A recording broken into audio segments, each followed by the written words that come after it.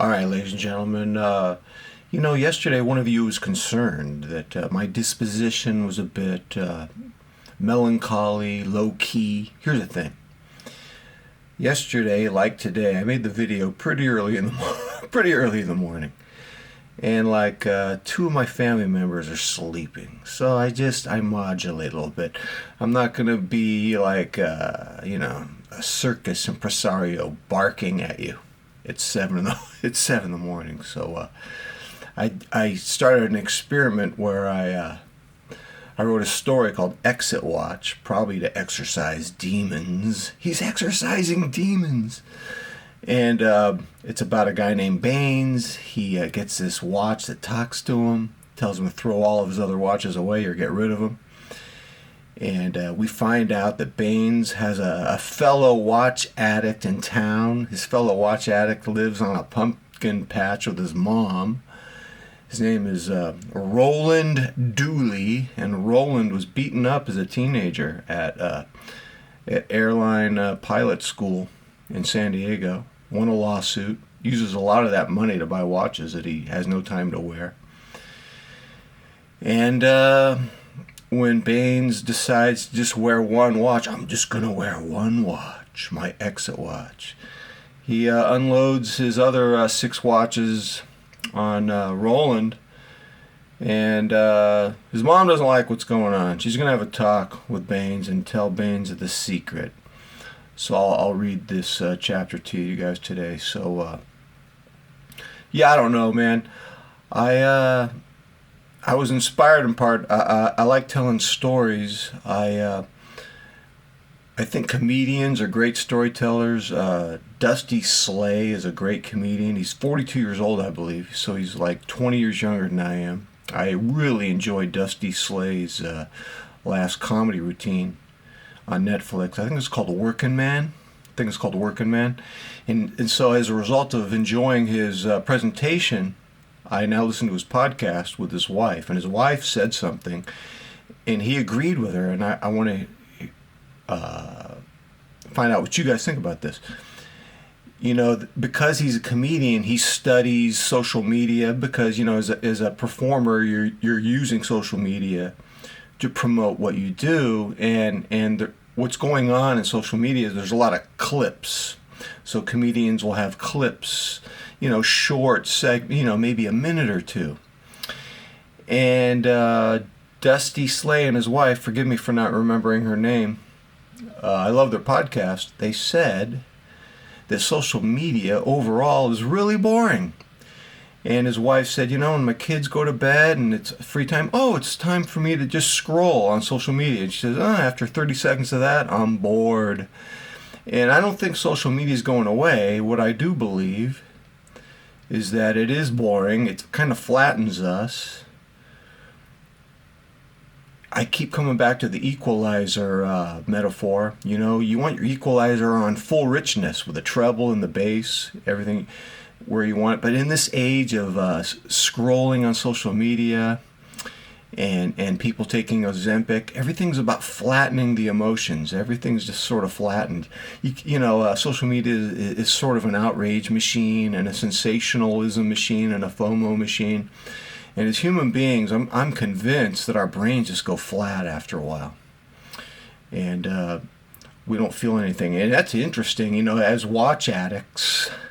Can I assume most people watching this video are watch addicts?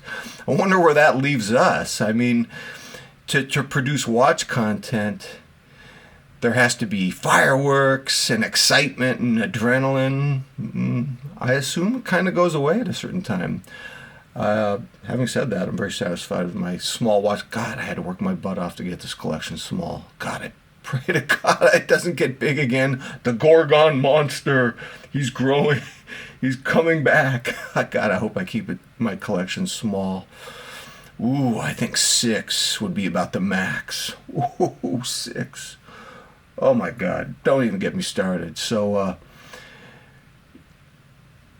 there's one area in social media that I think we all connect with, and that I think is successful. It's podcasts, because I think we're cavemen essentially, And podcasts is really caveman mode, because podcasts is what we did as cavemen. Just sit around the fire and tell stories and talk. We don't like people BSing us, man, because when we were cavemen, we had to know what the weather was. We had to know what monsters to avoid, what monsters tasted good, what monsters were nutritious. What I loved about our caveman ancestry is we had to get the real news, man. We had to live. We had to survive.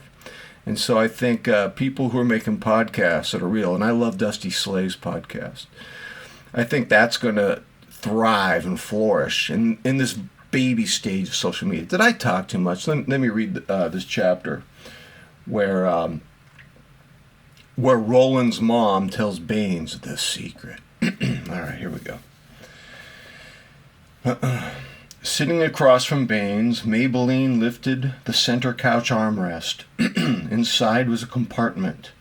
She grabbed a flashlight attached to a head mount and placed the band around her head so the flashlight was staring directly at Baines. "What did you just put on your head?" "This, my friend, is an Army Tech Wizard C2 Pro Max. It produces 4,000 lumens, is made of aircraft-grade aluminum, and has an anti-abrasive finish with rough knurling." "I'm in love." "Of course you are, but that's not all. This bad boy has 10-meter depth water resistance. This is truly the holy grail of head-mount flashlights." "Is that the secret?" "No.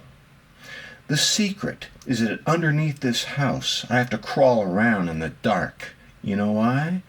Because there are underground cellars for Roland's watches. The cellars are connected by tunnels. You can access the cellars from a trapdoor in the kitchen or outside by the pumpkin patch where we keep Smokey's food and water bowls. The lighting is bad down there. That's where the Army Tech Wizard C2 Pro Max comes in. I have to organize Roland's watch collection. Whenever the collection gets too big, I have to hide a portion of the watches underneath the house. Roland's fragile psyche cannot tolerate seeing over 100 watches. Inside the cellars, there are close to 10 times that amount, all tagged and cataloged for easy identification. So, there are close to 1,000 watches hidden under the house. 2,412 as of last count.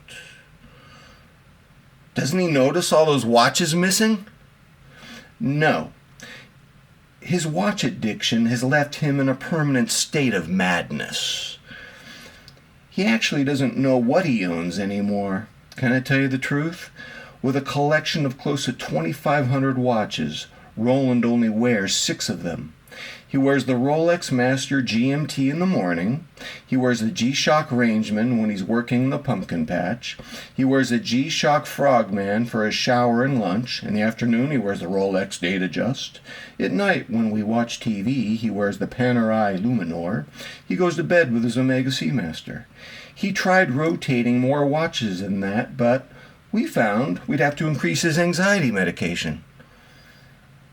If he's only wearing 6 watches, why doesn't he just sell the rest? Because he's lost his mind, Baines. He has no friends, no love interests, no career outside of the pumpkin patch. You're his only connection to outside society. And now, I find you're abandoning him. But you'll be back. You know why? Because I'm going to store your watches underneath the pumpkin patch and give you a key to the lock so you can access the cellars from the outside. Maybelline looked down at the tactical watch on Baines' wrist, then said, "This exit watch thing you're going through is just a phase. You'll come back to the watch craziness, or perhaps you won't. But one thing you won't do is hurt my son. He's been hurt enough in this world already, by God. If you break his heart and leave him in the cold, I'll hunt you down and make your life more miserable than you can imagine. Am I clear?" Upon threatening him, she directed the 4,000 lumens of LED light into his eyes and nearly blinded him. All right, it's the end of the chapter. So yeah, I don't know how the story's going to end. It's complete madness. I don't know how my personal watch addiction is going to end. So what's been on my mind lately is worked my butt off to get my watch collection down. I think, God, I might. You know what's crazy is I think I could have 5 or 6 watches. I think 7 or more, I completely lose my mind. So I don't know. I don't know what I'll do with my channel. I don't know what I'll do with my channel at that point. I don't know. But for now, I guess these stories are sort of analogous to sort of a podcast, but I'm talking to you directly on the video. So let me know what you think of Chapter 6. I'll start working on Chapter 7. I have no idea where this is going to go. I'm completely terrified. All right, ladies and gentlemen, until next time, I'm out.